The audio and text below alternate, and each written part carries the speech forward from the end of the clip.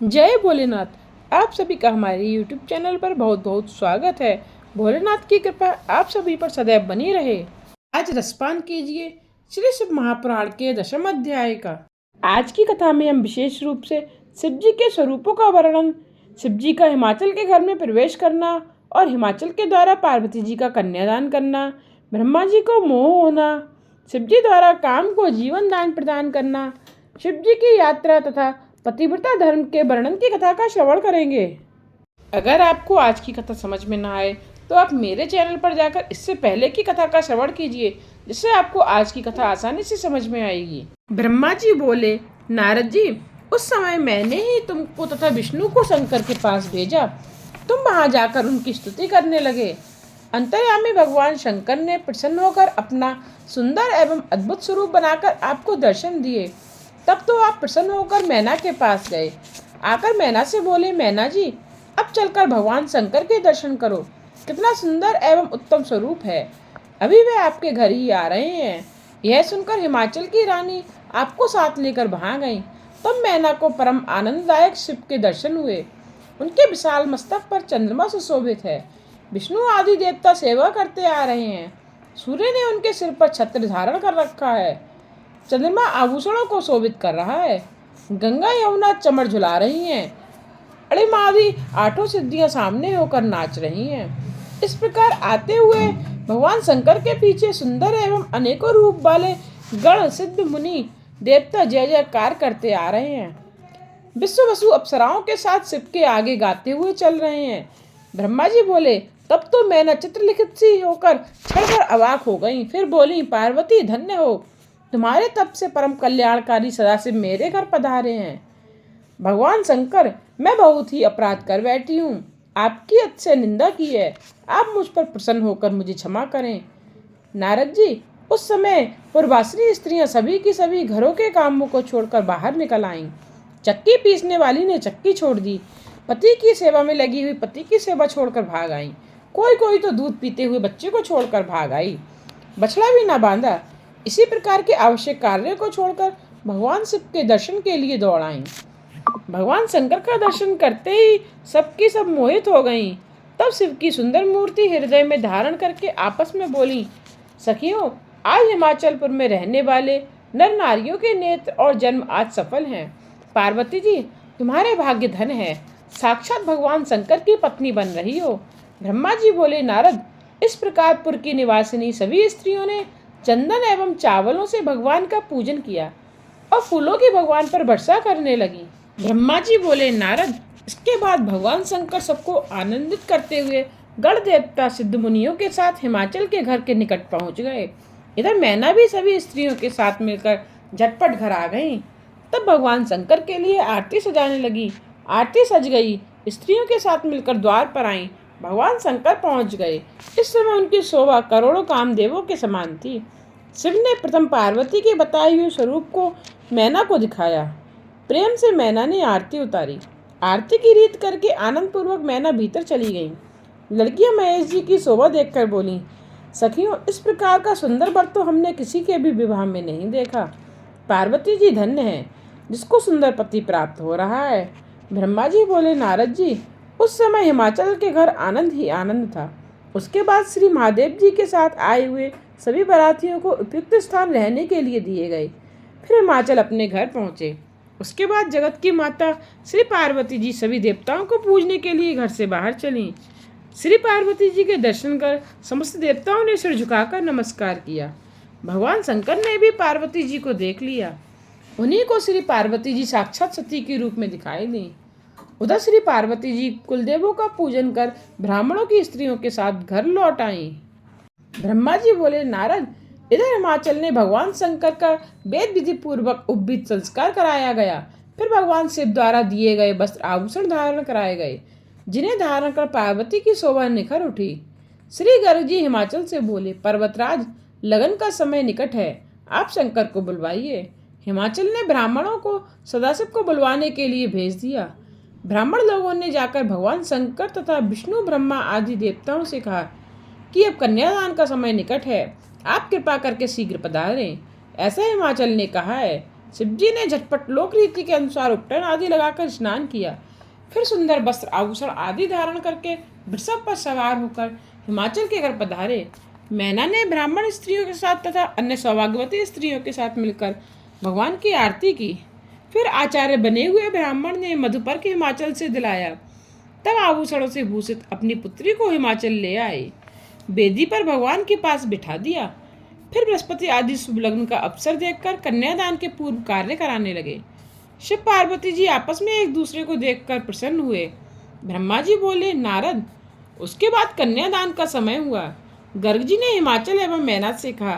पर्वतराज की पत्नी अलंकृत होकर स्वर्ण कलश लिए हिमाचल की बाईं ओर आकर बैठ गईं। तब हिमाचल ने शिव को वस्त्र आभूषण देकर पूजन करके ब्राह्मणों से कहा, ब्राह्मणों, समय हो गया है, अब संकल्प आदि कराइए। इतना सुनकर ब्राह्मण लोग संकल्प पढ़ने लगे। हिमाचल जी ने सदाशिव से कहा, हे शंभु, आप अपना गोत्र, प्रवर, कुल, नाम, वेद, शाखा आदि सब कुछ ब्राह्मणों को कह दें, जिससे यह संकल्प पढ़ें। यह सुनकर महादेव जी तो विचार में पड़ गए। श्री महादेव जी को चुप हुआ देखकर ऋषि हंसने लग गए। तब, हे नारद, तुमने हिमाचल से कहा, हिमाचल, आप क्या मूर्खता कर रहे हो? भगवान शंकर से गोत्र आदि पूछते हो? उनका गोत्र, कुल आदि ब्रह्मा विष्णु आदि भी नहीं जान सकते, दूसरा कोई तो क्या जानेगा? यह तो अपनी इच्छा से अनेक लीलाएं करने के लिए अवतार धारण किया करते हैं। हिमाचल, अब तो जो भी कुछ भी है, कुलीन है, कुलहीन है, तो तुम्हारी कन्या पार्वती के पति ही बन गए हैं। अतएव इनका गोत्र कुल तो नाद ही है। शिव स्वयं नादमय है और नादमय स्वयं शिव हैं। इन दोनों में कोई भेद नहीं। नारद जी, आपसे इतना सुनते ही हिमाचल आश्चर्य में पड़ गए। इधर देवता एवं ऋषि आश्चर्य में पड़कर भी जय जयकार करने लगे। तब मेरु आदि पर्वतों ने कहा, हे हिमालय जी, क्यों देर कर रहे हो? कन्यादान क्यों नहीं करते? तब पर्वतों की बात सुनकर हिमाचल विधि पूर्वक कन्यादान करने लगे। प्रतिज्ञा संकल्प करते ही हिमाचल ने कहा, सदाशिव, आपको मैं अपनी कन्यादान करता हूँ, आप इसे धर्मपत्नी के रूप में स्वीकार करें। इस प्रकार कहकर जल तथा कन्या का हाथ सदाशिव के हाथ में अर्पण कर दिया। तब सदाशिव भी वेद वचनानुसार मंत्र बोलते हुए श्री पार्वती जी का हाथ लेकर पृथ्वी का स्पर्श करते हुए लौकिक रीति दिखाकर इस मंत्र को पढ़ने लगे। तब चारों ओर जय जयकार की ध्वनि गूंज उठी। गंधर्व गाने लगे, अप्सराएं नृत्य करने लगीं। ब्रह्मा, विष्णु, इंद्र आदि अति प्रसन्न हुए। उसके बाद हिमाचल ने भगवान शिव को अनेकों वस्तुएं प्रदान की। रत्न जलित स्वर्ण के आभूषण तथा पात्र एवं दूध देने वाली बहुत सुंदर सजी हुई 1.25 लाख गायें, सजे सजाए सुंदर 100 घोड़े, रूपवती सजी सजाई युवती, 1 लाख दासियां, 1 करोड़ हाथी, सोने तथा जवाहरातों से जड़े हुए 1 करोड़ रथ, यह सब दहेज में दिए। उसके बाद माद्यनंदिनी के कहे हुए स्त्रोत द्वारा हाथ जोड़कर शिव की स्तुति की। तब मुनिजन भगवान शंकर तथा पार्वती जी के सिर अभिषेक करने लगे। ब्रह्मा जी बोले, नारद, उसके बाद मेरी आज्ञा पाकर ब्राह्मणों ने अग्नि स्थापना कराया। फिर ऋग, यजु, सामवेद के मंत्रों द्वारा सदाशिव से हवन कराने लगे। उस समय पार्वती जी के भ्राता मैनाक ने आकर श्री पार्वती जी को खीले दी। फिर लोक मर्यादा के अनुसार अग्नि की परिक्रमा करने लगे। नारद जी, उस समय मैं शिव माया से मोहित होकर श्री पार्वती के चरणों को देखते ही काम पीड़ित हुआ। तब तो मेरा वीर्यपात होकर पृथ्वी पर गिर पड़ा। मैं अत्यंत लज्जित होकर अपने पांवों से उसे ढकने लग गया। मेरे इस कर्म को शंकर ने देख लिया। तब तो कुपित होकर मुझे मारने की इच्छा की। मैं भय से कांपने लगा। उपस्थित देवता भी भयभीत हो गए। देवता बोले, सदाशिव, क्षमा करें, आप सच्चित आनंद स्वरूप हो, प्रसन्न हो। मुक्ति पाने की इच्छा से मुनिजन आपके चरण कमलों का आश्रय ग्रहण करते हैं। मन वाणी से अतीत हो। परमेश्वर, आपके तत्व को कौन जान सकता है? ब्रह्मा जी बोले, तब इस प्रकार देवताओं की स्थिति सुनकर क्षमा कर दिया और ब्रह्मा जी को निर्भय कर दिया। नारद, मैंने अपने वीर्य को पांव से मसल दिया। उसके अनेकों कण हो गए, जिनसे हजारों बाल खिले ऋषि हो गए। वे बड़े तेजस्वी थे। उठकर मेरे पास पहुंचकर हे पिताजी पुकारने लगे। नारद जी, उस समय तुम भगवान की इच्छा से क्रोध में आकर उनसे कहने लगे, ऋषियों, अब तुम्हारा यहाँ रहने का कोई काम नहीं। शीघ्र ही गंधमादन पर्वत पर जाकर सूर्य के शिष्य होकर तप करो। तब भगवान शंकर को प्रणाम करके गंधमादन पर चले गए। ब्रह्मा जी बोले, नारद, उसके बाद मुनिजन शिव की आज्ञा से विवाह का शेष कार्य कराने लगे। शिव पार्वती जी के सिर पर अभिषेक ध्रुव दिखाना, हृदय छूना, स्वस्ति पाठ, शिव द्वारा श्री पार्वती जी की मांग में सिंदूर भरना, शिव पार्वती को एक स्थान पर बिठाकर संस्रप प्राशन, पूर्ण पात्र तथा गौदान, आचार्य, कर्तव्य माँ, 100 ब्राह्मणों को सुवरदान आदि सब कराए। उस समय अनेकों प्रकार के बाजे एवं मंगल ध्वनियां होने लगी। तब दोनों को पुर नारियां कुंवर स्थान में ले जाकर लोकोचार रीतियां कराकर बासालय में ले गईं। वहां लोक मर्यादा के अनुसार ग्रंथ विमोचन आदि लौकिक रीतियां कराएं। उस समय शिव पार्वती की शोभा देखने योग्य थी। सरस्वती, लक्ष्मी, सावित्री, जाह्नवी, अदिति, सची, लोपा, मुद्रा, अरुंधति, अहिल्या, तुलसी, स्वाहा, रोहिणी, वसुंधरा, शतरूपा, संज्ञा आदि 16 दिव्य स्त्रियां आकर बारी बारी से हास्य करने लगी। सरस्वती बोली, भगवान शंकर, अब तो आपने चंद्रमुखी पार्वती जी प्राप्त कर ली हैं। इनके चंद्रमुख को देख देख कर संतपद हृदय को शीतल करो। लक्ष्मी जी ने कहा, देवों के देव, अब तो लज्जा काहे की सुंदर श्री पार्वती जी को हृदय से लगाओ। इसी के विरह में आप कष्ट पाते रहे, उस प्रियतमा के मिल जाने पर लज्जा कैसी। सावित्री बोली, अब तो श्री पार्वती को भोजन कराकर ही भोजन करना होगा। श्री पार्वती जी को कपूर बरास युक्त तांबूल भी अर्पित करना होगा। जाह्नवी बोली, हे महादेव जी, स्वर्ण जैसी सुंदर श्री पार्वती के केस धोना एवं श्रृंगार करना भी आपका कर्तव्य है। शबी बोली, हे सदाशिव, जिसको पाने के लिए आप विलाप करते करते 2 रात गुजारते थे, अब उनको पा लेने पर अपनी छाती से क्यों नहीं लगाते। अरुंधति ने कहा, इस सती सुंदरी को मैंने आपको दिया, अब उसे आनंदित सुंदर रति दें। अहिल्या बोली, शंकर जी, आप वृद्धावस्था को त्याग कर जवानी में आ जाओ, जिससे मैना को भी मालूम हो कि आप पार्वती के अधीन हो। तुलसी ने कहा, आपने तो काम को भस्म कर पार्वती को त्याग दिया था, फिर क्यों पार्वती के पति बने। सुहा ने कहा, सदाशिव, इस प्रकार स्त्रियों के कथन से आप क्रोधित मत होना। विवाह काल में स्त्रियां हंसी तो किया ही करती हैं। वसुंधरा ने कहा, आप भावों के ज्ञाता हो, काम पीड़ित स्त्रियां भोग बिना प्रसन्न नहीं होती। आप श्री पार्वती को रति प्रदान कर प्रसन्न करो। ब्रह्मा जी बोले, नारद जी, भगवान शंकर इस प्रकार स्त्रियों के हास्य वचन सुनकर कहने लगे, देवियों, आप लोग जगत माता होते हुए पुत्र के सामने इस प्रकार के चंचल तथा निर्लज्ज वचन क्यों कह रही हो। तब तो समस्त स्त्रियां भगवान शंकर के वचन सुनकर शर्मा गईं। ब्रह्मा जी बोले, नारद जी, उस समय रति शंकर के समीप आकर बोली, शंकर जी, आप तो पार्वती के पति बन गए, किंतु मेरा पति तो आपने भस्म कर दिया। अब तो मुझे भी मेरा पति देकर मेरा ताप हरण करो। ब्रह्मा जी बोले, हे नारद जी, इस प्रकार कहकर रति कामदेव की पोटली श्री महादेव जी के आगे रखकर प्रार्थना करने लगी, नाथ स्वामिन, मेरा कल्याण करो, और साथ में विलाप भी करने लगी। तब तो रति का रुदन सुनकर सरस्वती आदि सभी देवनारियां रुदन करती हुई शिवजी से प्रार्थना करने लगी, दीनानाथ, आप अवश्य काम को जीवित करें, तभी तो आपको रति विहार का सुख मिलेगा।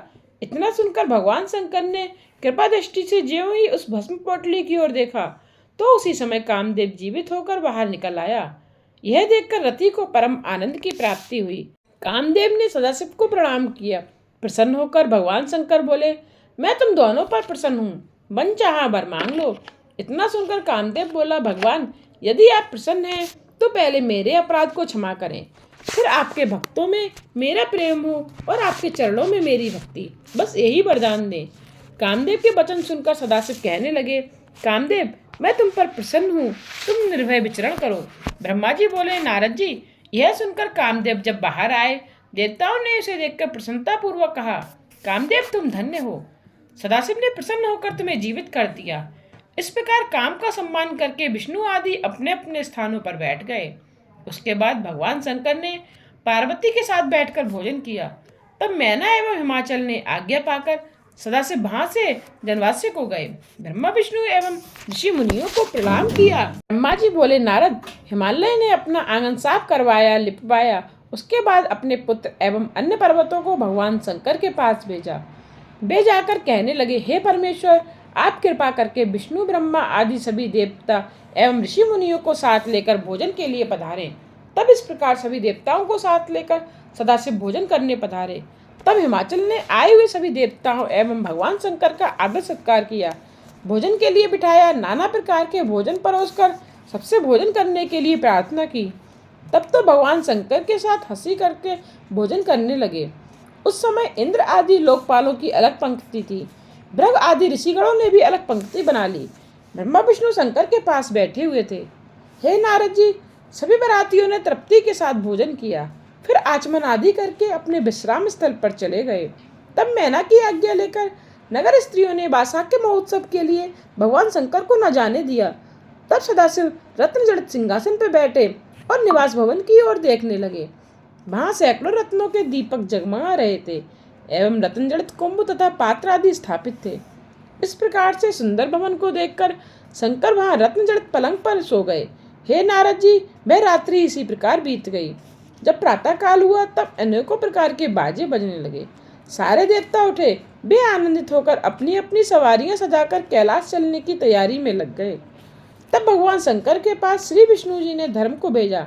धर्म जाकर सदाशिव से प्रार्थना करने लगे, महेश्वर कृपा करके आप जनवासी में पधारें, देवतागण आपकी बाट देख रहे हैं। इतना सुनकर सदाशिव धर्म से कहने लगे, धर्मदेव तुम जाओ, मैं अभी आ रहा हूँ। यह कहकर उसे भेजा और अपने मन में जाने की इच्छा करने लगे। नगर की स्त्रियों को जब पता लगा तो वे सब वहां गईं और मंगल गीत गाने लगीं। भगवान शंकर ने अपना प्रातःकाल का नित्य कर्म करके मैना से आज्ञा मांगकर जनवासे का गमन किया। वहां ऋषि मुनियों को एवं मुझे प्रणाम कर बैठ गए। ब्रह्मा जी बोले, नारद जी, उसके बाद विष्णु आदि देवता एवं ऋषियों ने अपना अपना आवश्यक कर्म करके हिमाचल से विदा करने के लिए कहने लगे। तब नगर की स्त्रियों के साथ हिमाचल जनवासी में जाकर सदाशिव से बोले, ईश्वर प्रार्थना यह है कि इन सब बारातियों के साथ आप यहाँ कुछ दिन निवास करें, आपके दर्शन कर हम आनंदित होंगे। ब्रह्मा बोले, इस प्रकार हिमाचल ने शिव को कुछ दिन और ठहराने का आग्रह किया। तब सदाशिव अपने देवताओं के साथ मिलकर कहने लगे, शैलेंद्र आप धन्य हो, आपकी कीर्ति महान है, तुम धर्म मूर्ति हो, त्रिलोकी भर में तुम्हारे समान कोई नहीं। देवताओं ने कहा, तुम्हारे द्वार पर ब्रह्मास भगवान शंकर अपने दासों के साथ पधारे, उन्हें सब प्रकार से पूज कर प्रसन्न किया। ब्रह्मा जी बोले, तब बाजे बजने लग गए, मंगल गीत होने लगा, अप्सराएं नाचने लगीं, मागध आदि गुणगान करने लगे। तब भगवान शंकर ने हिमाचल के प्रति जाने के लिए प्रार्थना सहित कहा। तब हिमाचल ने विष्णु आदि समस्त देवताओं के साथ शिव जी को अपने गृह में ले जाकर उन सबके चरण धोकर भोजन के लिए प्रार्थना की। अब उन सबको आसन पर बिठाया। इधर नगर की स्त्रियां मंगल गीत गाने लगी। बारातीगण उन स्त्रियों को देखते हंसते भोजन करने लगे। मंगल गीतों में मधुर मधुर गाली भी दे रही थी। सब बारातियों ने तृप्त पूर्वक भोजन किया। तब हिमाचल ने बड़े आग्रह एवं प्रार्थना करके उन सबको 2 दिन के लिए और रोक लिया। तब सब देवता भोजन करके निवास स्थान को गए। इस प्रकार हिमाचल ने 2-2 दिन करते करते अत्यंत प्रेमपूर्ण वचनों के द्वारा सभी को बहुत दिनों तक न जाने दिया। उसके बाद सारे देवताओं सप्तऋषियों को हिमाचल के पास भेजा। उन्होंने जाकर कहा, हिमाचल जी, भगवान शंकर आज ही कैलाश जाने का निश्चय कर चुके हैं। यह सुनकर मैना तो अत्यंत व्याकुल हो गई। बड़े उच्च स्वर में रुदन करती हुई सदाशिव से बोली, प्रभु कृपा निधे, मेरी प्रार्थना है कि यह पुत्री पार्वती आपकी जन्म जन्मांतर से दासी है, आपकी सेवा करेगी, इसका पालन करते रहना। ब्रह्मा जी बोले, इतना कहकर श्री पार्वती जी का हाथ श्री शंकर जी के हाथ में सौंपते हुए मैना रोने लग गई। तब भगवान शंकर ने मैना को इस विषय में बहुत समझाया और फिर मैना तथा हिमाचल से आज्ञा लेकर जाने को रवाना हुए। ब्रह्मा जी बोले, नारद, तब सप्तऋषियों ने कहा कि हे हिमाचल जी, पुत्री पार्वती को शीघ्र ही तैयार करके भगवान शंकर के साथ भेजने की कृपा करें। इतना सुनकर पर्वतराज अत्यंत व्याकुल हो गए। फिर मैना ने श्री पार्वती जी को भेजने के लिए कहा। मैना को भी हर्ष हुआ और उदासीनता भी। श्री पार्वती जी का सुंदर श्रृंगार किया गया। तब मैना के कहने पर एक ब्राह्मण की पत्नी आकर श्री पार्वती जी को पतिव्रत धर्म की शिक्षा देने लगी। उसने कहा, पार्वती जी, जो स्त्रियां पतिव्रत धर्म वाली होती हैं वे धन्य हैं, समस्त पापों का नाश करके अपने दोनों कुलों को तार देती हैं। जो भी स्त्री अपने पति को साक्षात ईश्वर समझकर उनकी सेवा करती है, उन्हें इस लोक में आनंद की प्राप्ति होती है, अंत में सदगति प्राप्त होती है। पार्वती जी, पतिव्रता स्त्री पति के भोजन कर चुकने के बाद भोजन करे, पति के सो जाने के बाद सोवे, क्रोध से एवं प्रसन्नता से पति का नाम मुख से ना बोले, कभी पति क्रोध में आकर कुछ मार भी बैठे तो सहन करे, उत्तर में मरो या मारो ऐसा शब्द ना कहें, स्वामिन मेरा अपराध क्षमा करो, इसी प्रकार कहती रहें।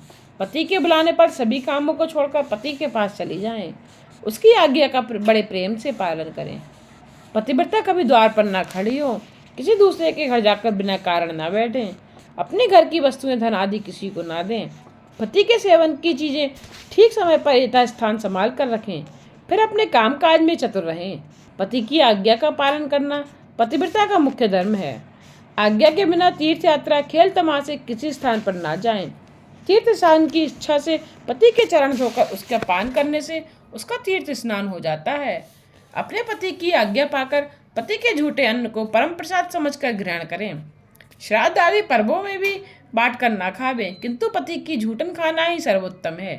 किसी चीज के लिए भी पति से झगड़े नहीं और न बहुत खर्चे करावे, ऐसी स्त्री उत्तम होती है। पार्वती जी, पति की आज्ञा के बिना पतिव्रता कोई भी उपवास व्रत आदि ना करे। अपने हट में व्रत आदि करने वाली स्त्रियों को कोई भी फल नहीं मिलता, फिर अंत होने पर नरक में जाती हैं। सुख से बैठे सोते पति को कभी न उठावे। दुखी नपुंसक, धनहीन, दीन, रोगी, वृद्ध किसी अवस्था में पति क्यों न हो, पतिव्रता उसका त्याग ना करे। मासिक धर्म में आकर स्त्री अपने पति को 3 दिन मुख न दिखाए। जब तक वह शुद्ध स्नान नहीं कर लेती तब तक उसका पति उसका वचन भी न सुन सके। तीसरे दिन के बाद शुद्ध होकर पहले पति का दर्शन करें। पति यदि कहीं चला गया हो तो उसके रूप का ध्यान करके सूर्य नारायण का दर्शन करें। सिंदूर आदि सुहाग की वस्तुएं धारण कर अपने पति की दीर्घ आयु के लिए कामना करती रहें।